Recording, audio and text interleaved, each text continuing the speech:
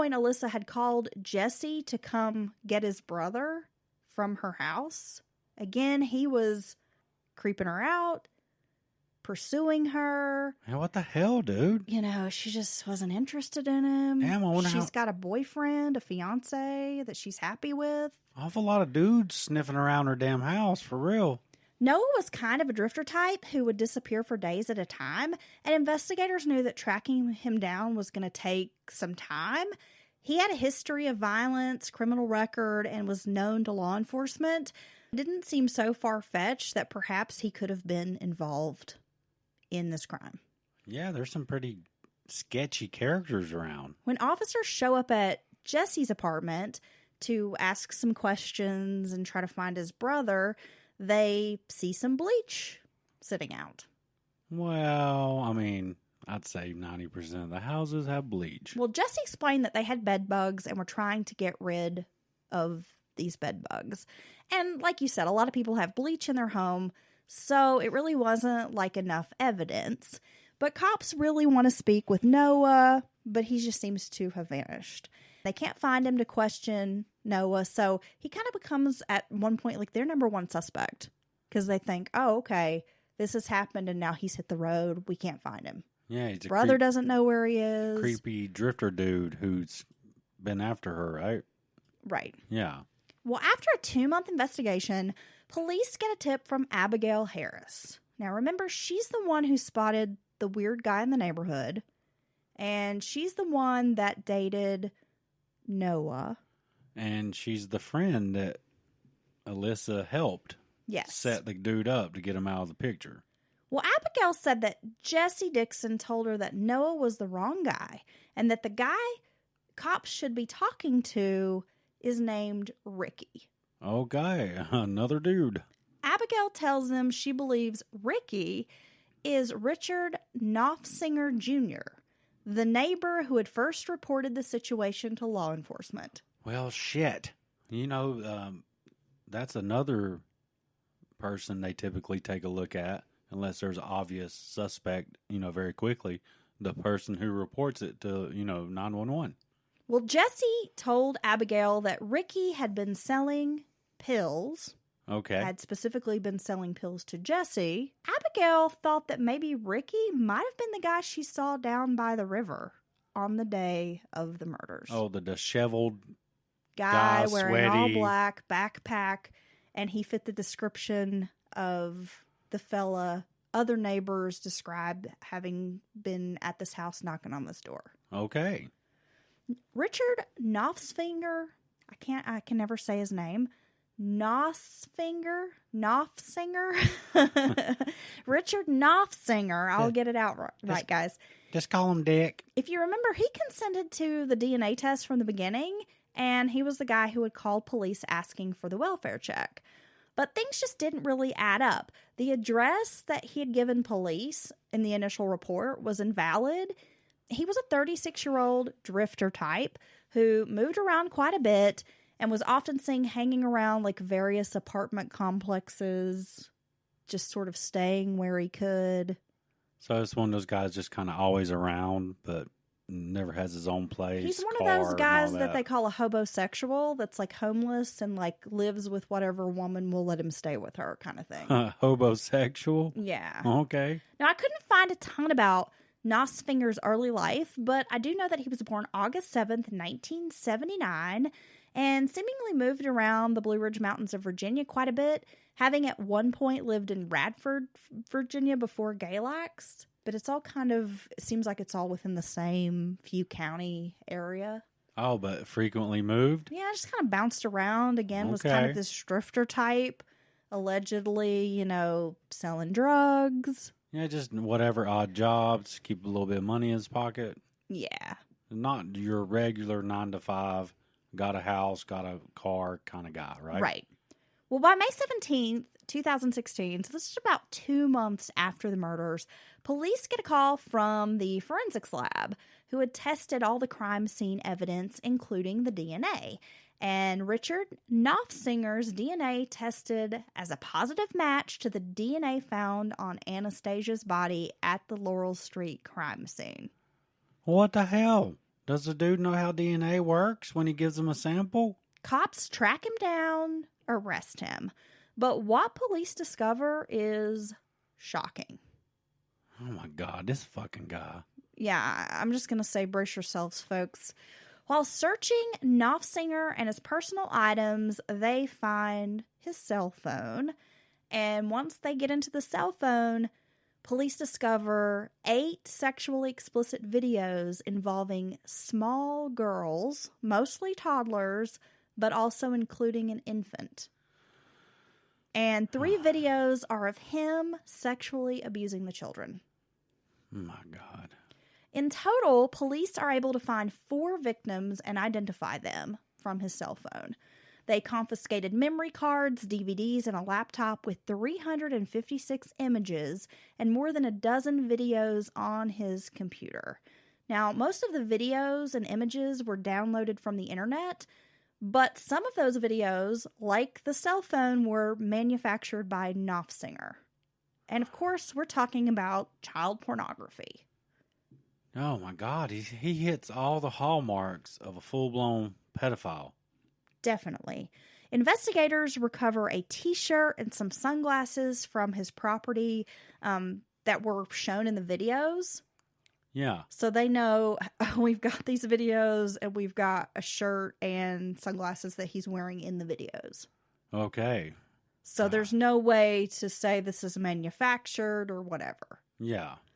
One video showed, and I'm not going to go into too much detail, but this is from court records, a toddler girl in a bathtub, and the court documents describe it as beyond an adult washing a child.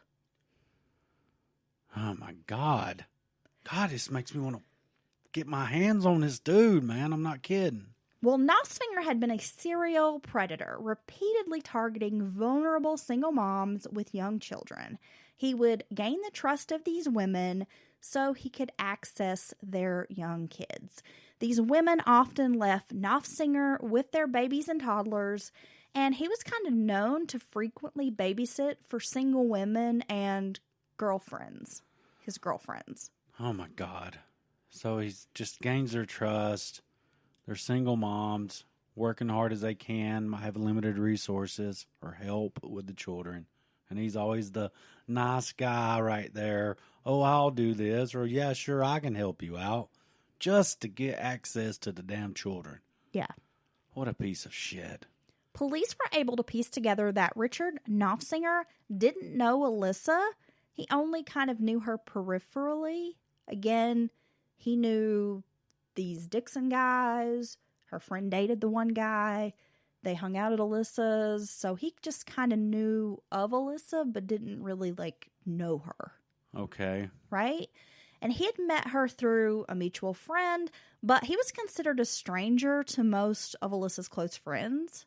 This was not someone that Alyssa knew well. She may have met him, once and might have seen him just in passing, but she didn't really know him. But Knopfsinger did stay near Alyssa's neighborhood, so it's possible that he kind of spotted her just around the neighborhood as well. And investigators were able to kind of piece together that he was just this pedophile, and he had seen Anastasia and set his sights on her. Oh my God. On the morning of March 10th, Knopfsinger broke into the home with the intention of molesting Anastasia. Alyssa heard the commotion, woke up to find him in her house.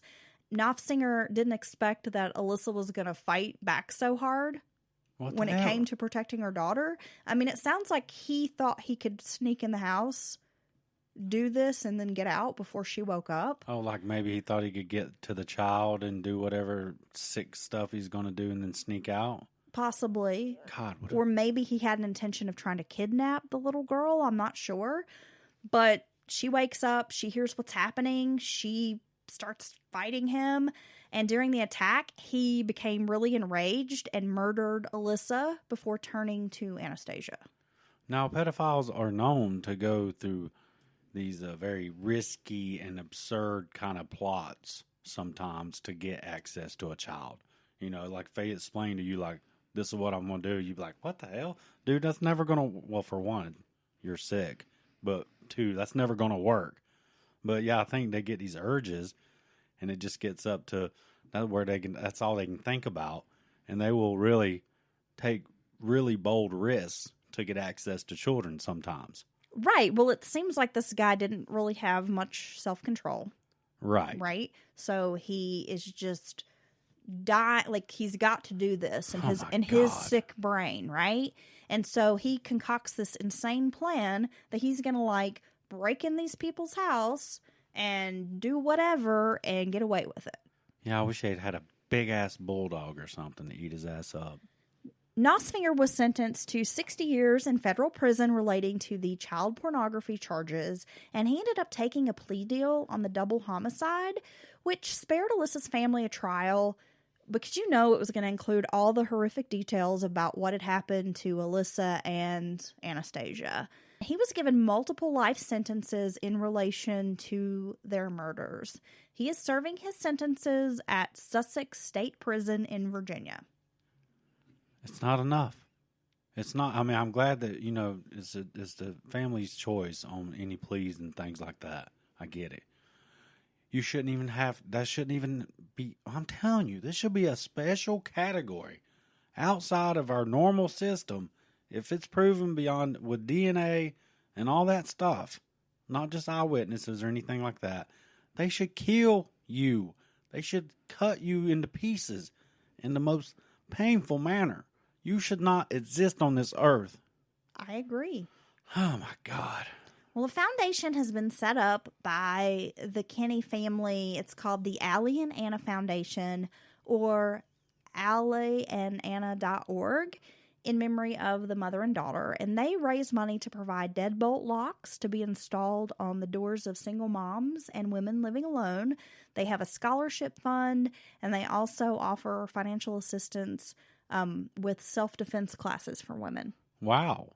That's they're actually a tangible effort to actually protect other single women. That's pretty amazing. Right. So if you're interested, you can go to the allyandAnna.org website, and they have several ways where you can donate money to their cause, which is, I think those are all really great things that they're doing. Yeah, I think I may need to visit that because they're actually trying to do something to prevent something like this in the future. Alyssa and Anastasia are buried in King of Prussia, Pennsylvania, near where Alyssa's parents and siblings reside. Dylan, you had kind of done a little bit of research for us as far as like pedophiles and sexual predators. Yeah. Yeah, because it doesn't seem like it's always, I'm not going to say normal, but it's not always frequent that pedophiles murder. No, I think what a lot of people don't realize is some people have this attraction to, many have this attraction to children, but they never act on it. So they struggle with that. They seek therapy. They try to find ways to, not harm children. So there are people who are technically pedophiles, if you will, having this strong attraction to children, but who never harm a child. That's good. I'm glad that happened. They are, less children being harmed in that manner.